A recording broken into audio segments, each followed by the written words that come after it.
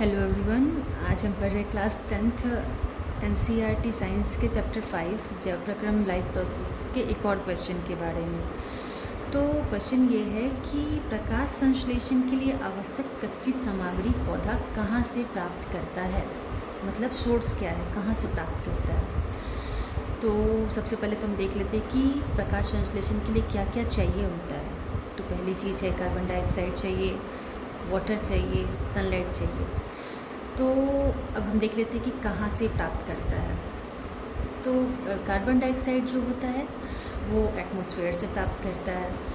Water जो होता है वो पौधे मिट्टी से लेते हैं, और सनलाइट जो होता है वो सूर्य के प्रकाश से प्राप्त करते हैं। मतलब सूर्य का प्रकाश तो सूर्य से ही प्राप्त करेंगे, ठीक है। बट ये हो गया सोर्स। बट अगर कभी पूछ दे कि कहाँ से एंड कैसे प्राप्त करता है, आई नो आपको पता होगा बट मैं प्रोसेस बता देती हूँ आपको कि कैसे प्राप्त करता है।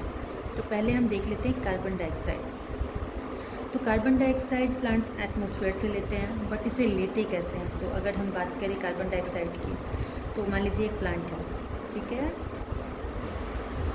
ये प्लांट हो गया। इसके होते हैं पत्ते, लीफ, ठीक है। अब लीफ का जो नीचे वाली जो परत होती है उसमें जो होते हैं वो छोटे छोटे छिद्र होते हैं, स्मॉल पोर्स होते हैं, जिनको हम बोलते हैं स्टोमेटा, ठीक है। अब इस स्टोमेटा के थ्रू ही CO2 अंदर जाता है, पत्ते के अंदर जाता है।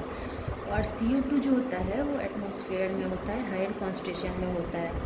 तो वो यहाँ पे डिफ्यूजन के थ्रू स्टोमेटा में एंटर करता है, स्टोमेटा के द्वारा होते हुए लीव्स के अंदर जाता है। सो इस प्रोसेस को हम डिफ्यूजन भी बोलते हैं, क्योंकि जो यहाँ पे कार्बन डाइऑक्साइड है वो हायर कॉन्सेंट्रेशन से लोअर कॉन्सेंट्रेशन में जा रहा है। तो ये हो गया हमारा CO2 प्लांट्स के अंदर ऐसे एंटर करता है, ठीक है। ये हो गया हमारे CO2 के बारे में, ठीक है। अब बात करते हैं वाटर के बारे में कि वाटर प्लांट्स के अंदर कैसे जाता है। तो प्लांट्स इससे मिट्टी से लेते हैं। तो मान लीजिए ये हो गया आपका प्लांट, ठीक है। अब इसके रूट में होते हैं रूट हेयर्स, ठीक है।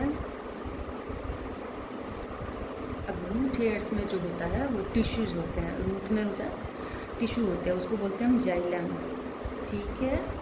तो इसी जाइलम के थ्रू ये तने से होते हुए, स्टेम से होते हुए लीफ में पहुंचता है, ठीक है। तो ये प्लांट्स में H2O ऐसे एंटर करता है, ठीक है।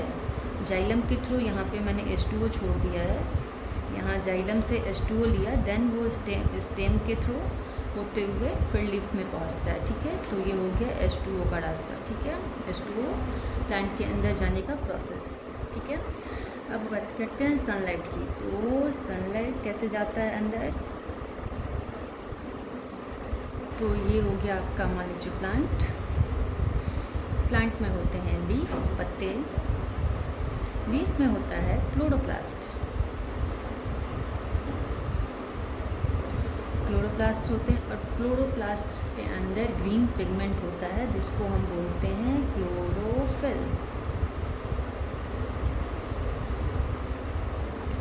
और इसी क्लोरोफिल के द्वारा जो होता है सनलाइट एब्जॉर्ब होता है, और यहाँ से फोटोसिंथेसिस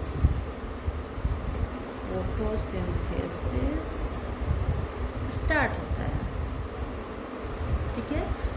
तो ये हो गया, ये तो प्रोसेस हो गया कि ये हो गया आपका सोर्स, यहाँ से यहाँ तक आपका हो गया सोर्स कि कहाँ से प्राप्त करते हैं। बट अगर कभी प्रोसेस में पूछते कि कैसे प्लांट के अंदर जाता है, तो ये आपका प्रोसेस हो गया, ठीक है। आई होप आपको समझ में आया होगा। Thank you.